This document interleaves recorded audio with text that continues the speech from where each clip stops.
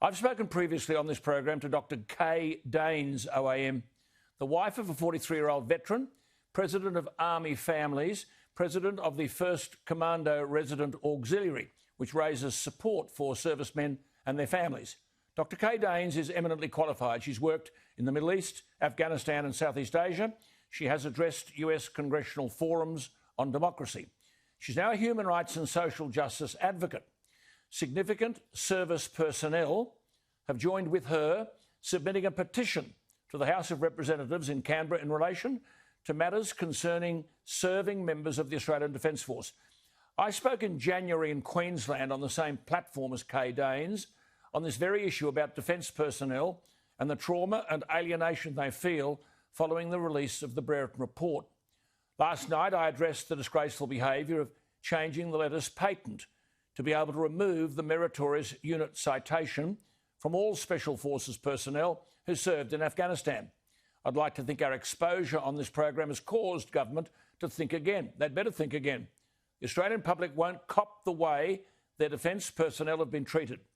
As Kay Danes has said, and I quote, reforms to the redress of grievance and defence inquiry processes are urgently needed because in their current format they are significantly flawed and often result in significant mental trauma and reputational harm to the complainant.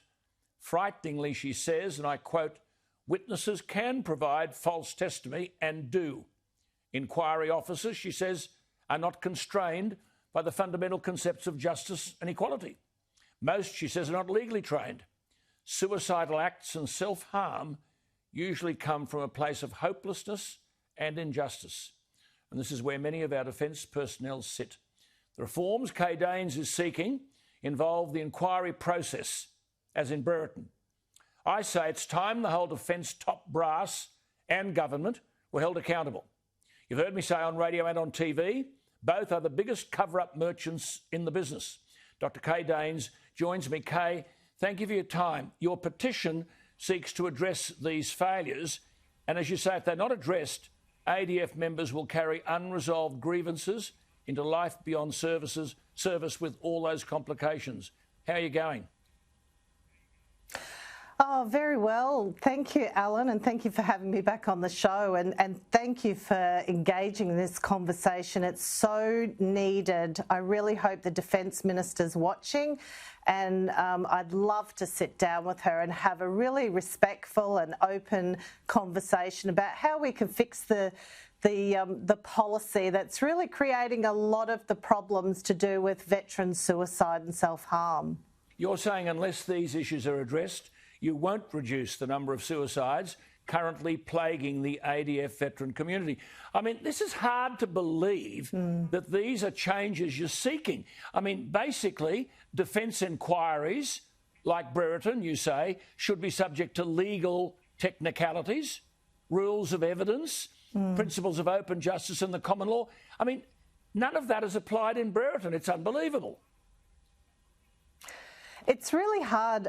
If you've ever been exposed to a defence inquiry, they make the most seemingly simple cases into complex cases where you're forced to defend yourself against this.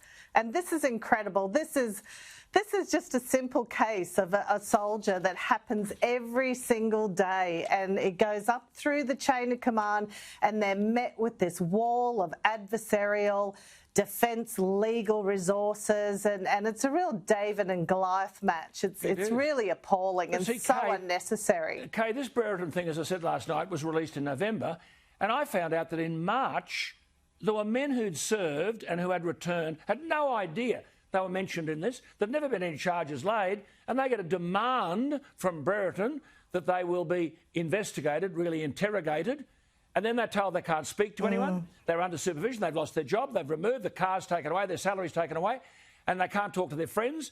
And these people are totally traumatised. Who would imagine any Australian, let alone someone who'd been sent by government to war, who would imagine anyone could be treated like this?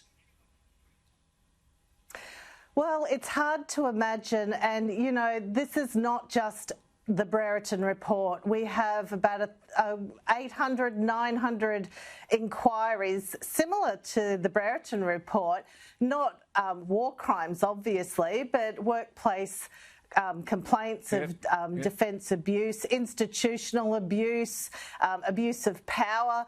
And this is the hierarchy ganging up on the ordinary men and women that sacrifice everything for this nation, and it is disgraceful. Disgusting. Now, I mean, who would think that there would be witnesses giving evidence for the Brereton report, but their testimony isn't taken under oath?